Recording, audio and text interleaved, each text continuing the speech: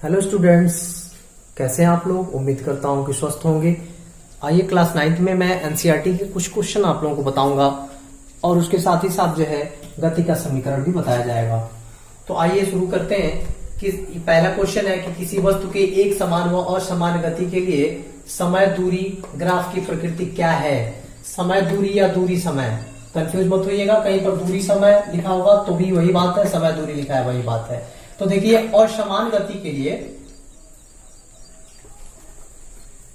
पहले तो समान गति के लिए देखते हैं। समान गति के लिए कैसे ग्राफ प्लॉट करते हैं जरा याद करिए।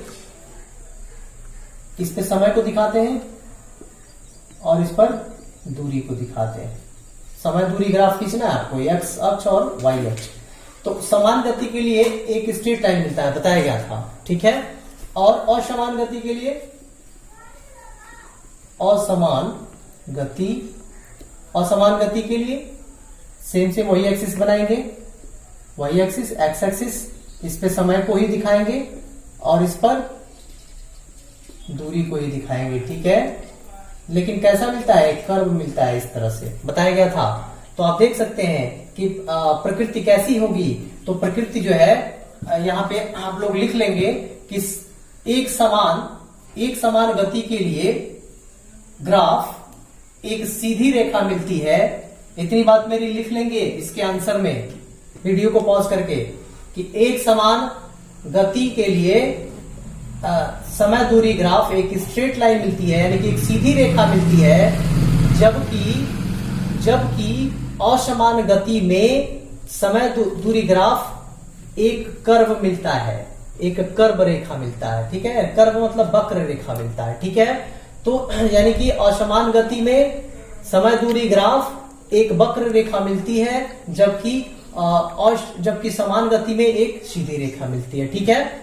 इस तरह से आप बना लेंगे। अब आइए दूसरा क्वेश्चन, किसी वस्तु की गति के विषय में आप क्या कह सकते हैं जिसका दूरी समय ग्राफ समय अक्ष के समांतर एक सरल रेखा हो। तो पहले खींचिए, पहले ग्राफ प्लॉट करते हैं, यानी कि एक्स अक्ष वाई अक्ष 0, इस पर समय को दिखाएंगे। और कौन सा ग्राफ है, दूरी समय ना, तो इस पर क्या दिखाएंगे, दूरी को दिखाएंगे, ठीक है। अब ये कह रहा है, जरा ध्यान दीजिए कि दूरी समय ग्राफ समय अक्ष के समांतर एक सरल रेखा हो। तो समय अक्ष यही है ना, तो इसके समांतर एक सरल रेखा हो। देख सकते हैं इसके समांतर एक सरल रेखा है। तो किसी वस्तु की गति के विषय में आप क्या कह सकते हैं। तो अगर इस तरह का फिगर आपका बना हुआ हो, इस तरह का ग्राफ अगर प्लॉट हो, तो क्या कहेंगे उस वस्तु के विषय में, तो वह वस्तु स्थिर है। क्यों, क्योंकि देखिए बताया था हमने कि ये दूरी है ना, तो देखिए दूरी यहां पर फिक्स हो गया, ठीक है, यहां पर फिक्स हो गया दूरी। अब दूरी आगे नहीं बढ़ रही है, मतलब वस्तु आगे नहीं बढ़ रही है, लेकिन समय बढ़ रहा है। देख लीजिए, इस पॉइंट पे चेक करिए, समय यहां था, इस पॉइंट पे चेक करिए, समय यहां था, यहां आ गया, इस पॉइंट पे चेक करिए, समय यहां, यानी कि समय क्या हो रहा है, बढ़ रहा है। यानी कि ये समय बढ़ रहा है लेकिन दूरी नहीं बढ़ रही है, ठीक है। यानी कि देखिए दूरी वाले अक्ष पे, वाई अक्ष पे दूरी है, तो दूरी यहां पे फिक्स हो गया। फिक्स का मतलब कि एक ही जगह है, वस्तु चल नहीं रही है, वस्तु क्या है, स्थिर है। तो यानी कि यहां पे लिख लेंगे वस्तु क्या है, वस्तु स्थिर है, वस्तु स्थिर है, ठीक है। तीसरा क्वेश्चन देखिए, किसी वस्तु की गति के विषय में आप क्या कह सकते हैं जिसका चाल समय ग्राफ समय अक्ष के समांतर हो। फिर से ग्राफ प्लॉट करिए, ये वाई एक्सिस एक्स एक्सिस, इस पे समय को दिखाते हैं, बता दिया गया है पहले से। और अब देखिए चाल समय ग्राफ है, तो इस पे क्या दिखाएंगे भाई, चाल को दिखाएंगे, चाल, ठीक है, जो मीटर पर सेकंड में होगा और समय किस में होगा, सेकंड में होगा। तो कह रहा है कि चाल समय ग्राफ क्या हो, चाल समय ग्राफ समय अक्ष के समांतर हो, यानी कि इस तरह से हो। समय अक्ष यही ना है, तो समय अक्ष के समांतर हो।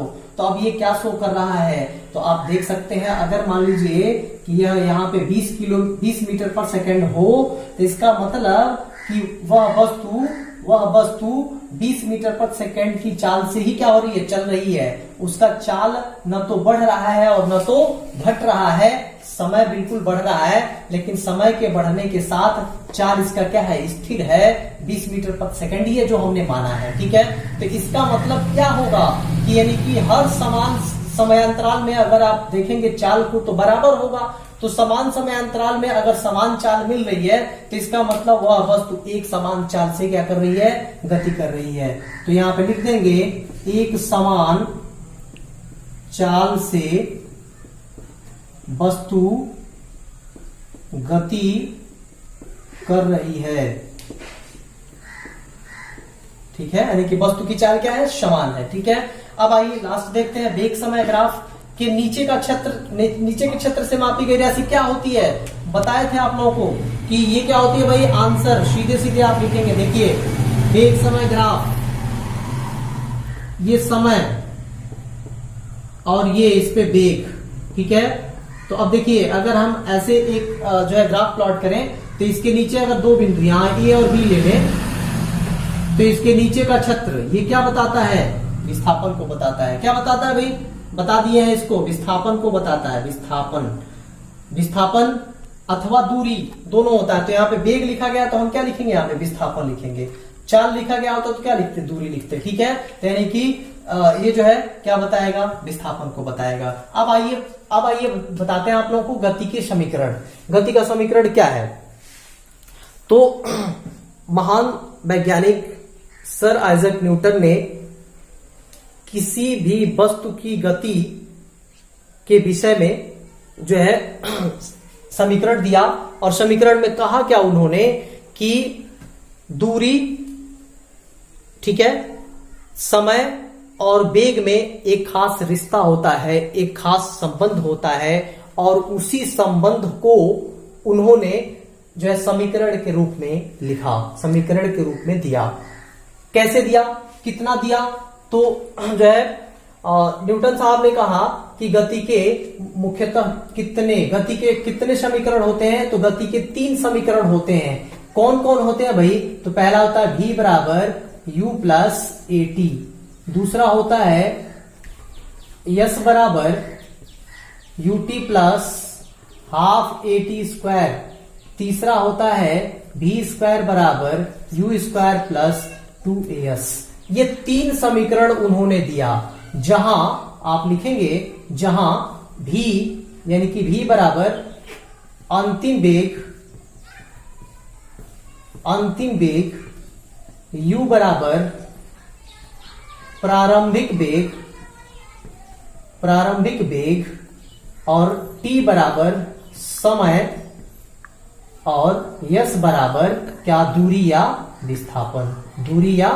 विस्थापन। ठीक है, दूरी या विस्थापन। तो आप देख सकते हैं किसमें रिलेशन है भाई, वेग, समय और दूरी या विस्थापन में ये एक तरह का रिश्ता है, एक तरह का संबंध है, जिसको न्यूटन साहब ने दिया। ठीक है, समीकरण के रूप में। इसी को कहते हैं गति का समीकरण। ठीक है, अब जो है, अब ये गति का समीकरण कब लागू होता है कि जब कोई वस्तु पृथ्वी पर चल रही हो, पृथ्वी की सतह पर चल रही हो, तब ये समीकरण लागू होता है। ठीक है, तब ये समीकरण लिखा जाता है उसके लिए।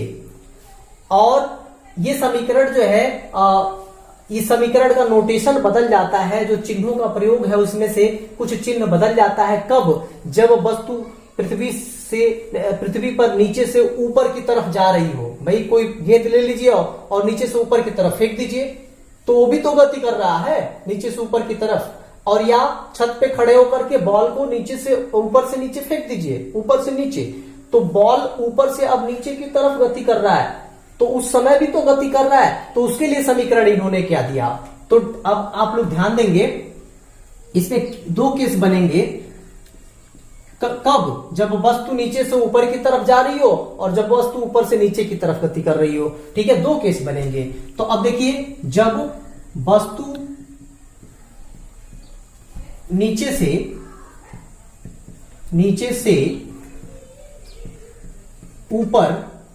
से ऊपर की ओर गति कर रही हो तो क्या होगा गति का समीकरण, आप देखेंगे।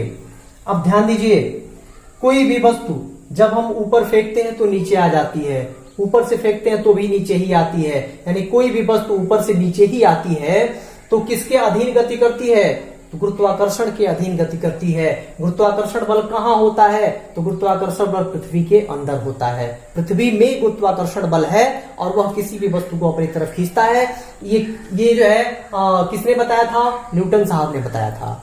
सर आइजैक न्यूटन ने ही बताया था कि पृथ्वी के अंदर एक प्रकार का बल है जिसको हम क्या बोलते हैं? गुरुत्वाकर्षण बल बोलते हैं। और वह गुरुत्वाकर्षण बल किसी भी वस्तु को अपनी तरफ खींचती है। तो और उसमें जब पृथ्वी किसी वस्तु को अपनी तरफ खींचती है तो वस्तु में जो त्वरण उत्पन्न होता है उसको बोलते हैं गुरुत्वीय त्वरण। गुरुत्वीय त्वरण, जिसको किससे डिनोट करते हैं भाई? स्मॉल जी से। ठीक है। कब? जब वस्तु या तो नीचे से ऊपर की तरफ जा रही हो या ऊपर से नीचे की तरफ जा रही हो तो त्वरण को हम किससे डिनोट करते हैं? जी से। और जब कोई वस्तु पृथ्वी पर चल रही हो, पृथ्वी से टच होकर के चल रही हो, पृथ्वी पर चल रही हो, तो उसके लिए त्वरण होता है। त्वरण बताया गया था आप लोगों को, जिसको हम लोग किससे डिनोट करते हैं? ए से डिनोट करते हैं। ठीक है।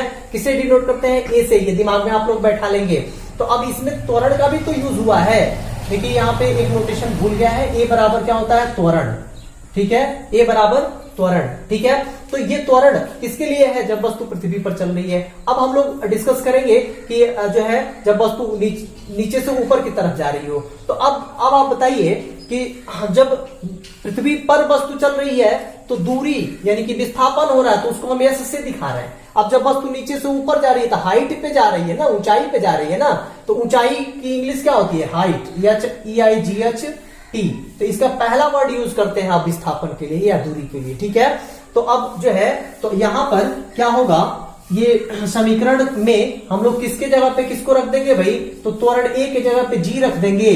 ए बराबर जी और यहां से यस बराबर क्या? एच पुट कर देंगे इसमें। ठीक है। और दूसरी बात कि जब वस्तु नीचे से ऊपर जाती है तो गुरुत्वाकर्षण बल उसको अपनी तरफ खींचती है, यानी कि बल किधर लग रहा है? विपरीत दिशा में।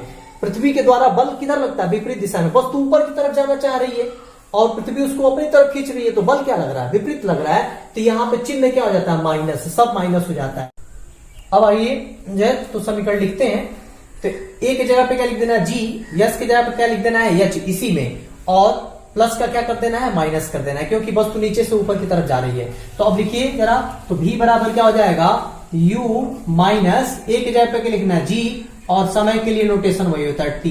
तो अब समीकरण बन गया भी minus G T, you minus भी बराबर यू माइनस जी टी। दूसरा समीकरण लिखिए। तो अब ए की जगह पे वैसे ही यस की जगह पे क्या लिखना है भाई? एच लिखना है और ए के जगह पे क्या लिखना है? जी लिखना है। तो लिखिए जरा दूसरा वाला ये समीकरण।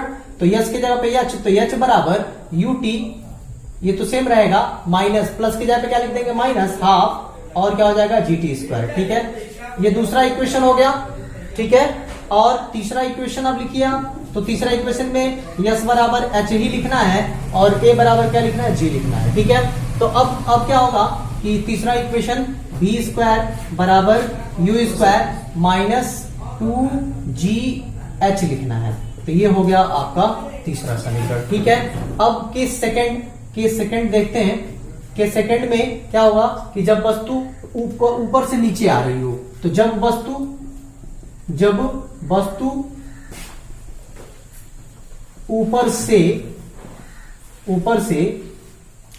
नीचे आ रही हो तो इस केस में क्या होगा भी? देखिए जब बॉल को गिराएंगे तो ऊपर से नीचे आ रही है, मतलब कि पृथ्वी भी चाहती है कि नीचे आए, बॉल भी नीचे आ रही है, वस्तु भी नीचे आ रही है। तो जो है जिस दिशा में वस्तु आ रही है उसी दिशा में पृथ्वी बल भी लगा रही है। इसका मतलब ये प्लस ही होगा और ऐसे ही आप लोग रिप्लेस कर देंगे सबको। तो फिर पहला इक्वेशन जो बनेगा v बराबर u प्लस नोटेशन चेंज करेंगे, ए की जगह पे g और इंटू क्या हो जाएगा? t। तो u प्लस क्या हो जाएगा? gt। और दूसरा समीकरण बनेगा यस की जगह पे क्या लिखना है? h। तो h बराबर ut, ये तो सेम रहेगा, प्लस ही रहेगा हाफ और gt स्क्वायर। और तीसरा इक्वेशन बनेगा बी स्क्वायर बराबर यू स्क्वायर प्लस 2GH।